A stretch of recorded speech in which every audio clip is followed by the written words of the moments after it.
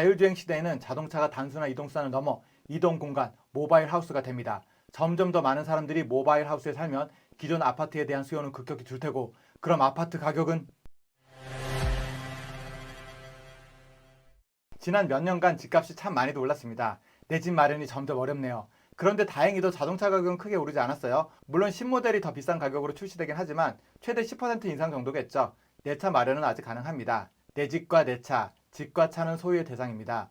그런데 차의 본질을 이동수단으로 본다면 우리가 음악 CD를 소유하다가 스트리밍 서비스가 등장하면서 더 이상 소유하지 않고 구독하는 것처럼 자동차 역시 소유에서 구독으로 넘어갈 것이고, 이런 새로운 시대에는 현재 자동차 산업의 프리미엄 브랜드인 벤츠나 BMW도 한순간에 망하거나, 지금 스마트폰 제조업체가 안드로이드라는 스마트폰 운영체제를 만드는 구글에 종속된 것처럼 자동차 회사도 자율주행 소프트웨어 회사에 단순히 하드웨어를 제공해주는 하청업체로 전락할 수 있다는 암울한 미래를 지난 영상에서 상상해 봤습니다.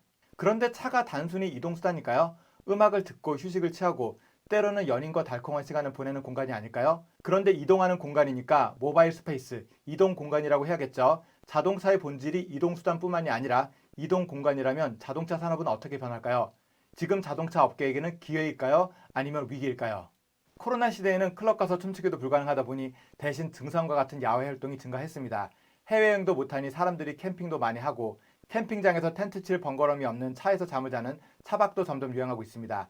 단순히 잠자는 것뿐만이 아니라 차에서 조리, 샤워 등 거의 모든 생활을 할 수 있는 캠핑카에 대한 수요도 꾸준히 늘어나고 있다고 하네요. 제 미국 친구는 아내와 함께 거의 1년 동안 미국과 멕시코를 캠핑카로 여행을 했는데, 이렇게 보면 이미 자동차는 이동 공간으로 쓰이고 있습니다. 자동차가 이동 공간이라는 것은 여기서 생활을 한다는 것이고, 생활을 하면 내 물건을 계속 보관해야 하잖아요. 자동차를 소유하는 게 훨씬 더 편하겠죠. 캠핑카로 매주 여행을 가는데 매주 다른 캠핑카를 대여하면 매번 짐을 넣었다 뺐다 해야 하고, 이럴 바에는 차라리 한 대 사서 소유하는 게 훨씬 편하겠죠. 그리고 내 생활 공간은 굉장히 사적인 영역이기 때문에 나와의 결속감과 애착 정도가 단순한 이동수단일 때보다는 훨씬 더 강하고, 이런 감정이 소유의 동기가 되겠죠. 그런데 현재 캠핑카는 내가 직접 운전을 해야 하잖아요. 운전을 할 때 갑자기 졸린다고 핸들을 놓고 잠을 잘 수도 없고, 내 집에서는 TV를 보다가 졸리면 바로 잘 수 있죠. 현재 자동차는 직접 운전이라는 본질적인 한계가 있기 때문에 자동차가 집과 같은 공간이 되기는 힘듭니다. 그런데 만일 100% 자율주행이 가능해져서 인간이 차를 운전할 필요가 전혀 없다면 어떻게 될까요? 민수는 10억이 넘는 서울 시내 아파트를 사는 대신 8천만 원짜리 자율주행 캠핑카를 샀습니다. 서울 시내에 있는 회사에서 2시간 떨어져 있는 무인 주차장에 주차되어 있던 캠핑카가 새벽 6시가 되자 알아서 시동을 걸고 움직이기 시작합니다. 8시에 차 안에서 눈을 뜬 민수는 1시간 후에 차가 회사에서 도착하는 것을 확인하고 천천히 출근 준비를 합니다. 샤워를 하고 간단히 아침을 조리해 먹고 차는 정확히 9시에 회사 정문에 도착합니다. 민수가 차에 내리자마자 차는 서울 외곽에 있는 무인 주차장에 가서 알아서 주차합니다. 퇴근 1시간 전 민수는 무인차를 앱으로 호출하고 정확히 1시간 후에 회사 정문에 도착한 무인 캠핑카에 탑니다. 오늘 친구 2명과 저녁을 함께 하기로 했는데 친구들도 모두 무인 캠핑카에서 생활을 합니다. 인천 근처의 무인차 캠핑장에서 친구가 최근에 구입한 새로운 캠핑카에서 저녁을 먹습니다. 민수가 사무실에 있을 때 예약을 걸어놓은 마트에 캠핑카가 들려서 무인으로 구매한 재료를 가지고 캠핑카 안에서 요리를 했고, 함께 예약 구입한 맥주도 함께 마시며 친구와 즐거운 시간을 보냅니다. 자율주행 캠핑카니까 음주운전 걱정도 없네요. 밤 10시에 친구들과 헤어지고 캠핑카는 어젯밤에 머물렀던 무인 주차장이 아닌 여기에서 30분 거리에 있는 같은 무인 주차장 회사가 운영하는 무인 주차장으로 향합니다. 매달 20만 원을 내고 전국 100여 곳의 무인 주차장을 이용할 수 있는 주차장 구독 서비스를 민수는 이용하고 있습니다. 달리는 차 안에서 간단히 샤워를 하고 잠옷으로 갈아입고 잠자리에 듭니다. 차가 무인 주차장에 도착했을 때 민수는 이미 꿈나라에 있습니다.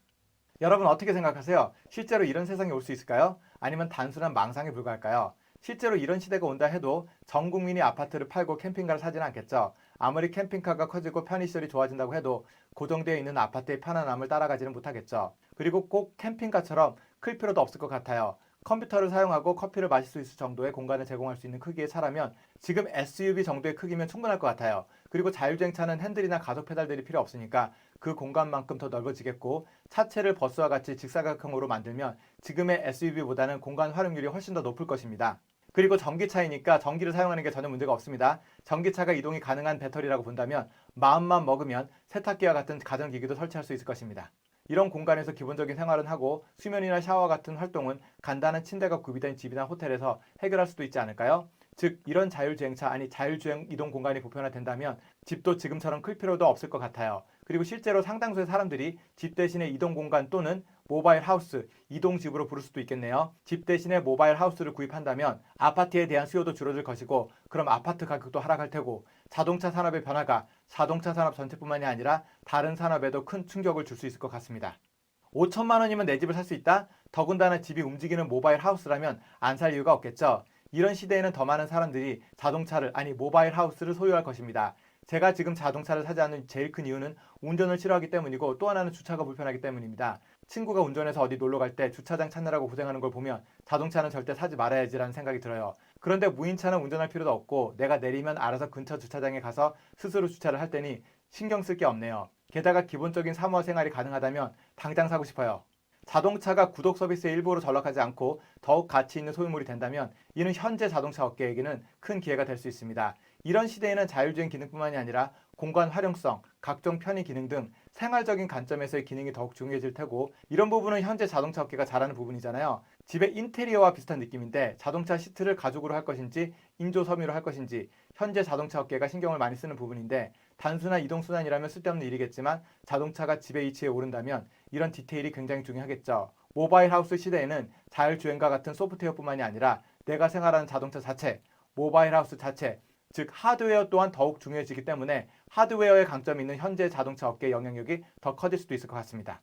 거꾸로 이런 시대에는 자율주행 운영체제를 만드는 소프트웨어 기업의 영향력이 약해질 수도 있을 것 같아요. 교통은 한 국가의 가장 중요한 인프라이고 생명과도 직결되잖아요. 그래서 신호등과 같은 교통제어를 사기업이 하지 않고 국가가 관리합니다. 자율주행 시대에는 전체적인 자율주행 시스템을 사기업이 아닌 국가가 담당할 수도 있을 것 같아요. 지금 물리적인 도로를 관리하는 것과 마찬가지로 국가가 소프트웨어인 자율주행 시스템을 관리하면 지금의 자동차 제조업체는 특정 소프트웨어 사기업에 종속될 필요가 없이 독립적으로 국가의 자율주행 시스템을 준수하는 하드웨어를 잘 만들면 되니까 이런 형태의 자율주행 시스템은 자동차 회사의 큰 위협이 되지 않을 수도 있을 것 같네요.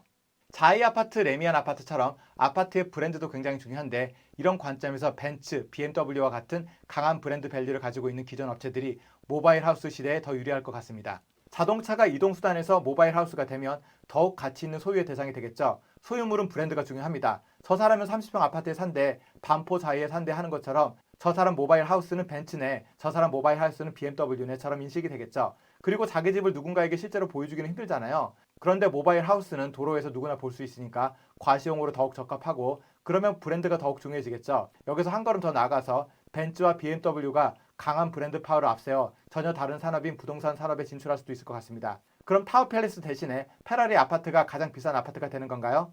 부동산 시장이 자동차 시장보다 훨씬 큰데 그런 큰 시장에 진입하는 거니까 기존 자동차 업계에는 엄청난 기회가 될 수 있겠네요.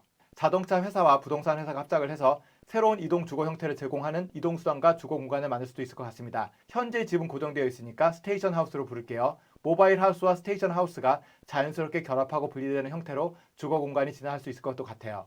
스테이션 하우스가 모바일 하우스의 도킹 스테이션이 되는 거죠.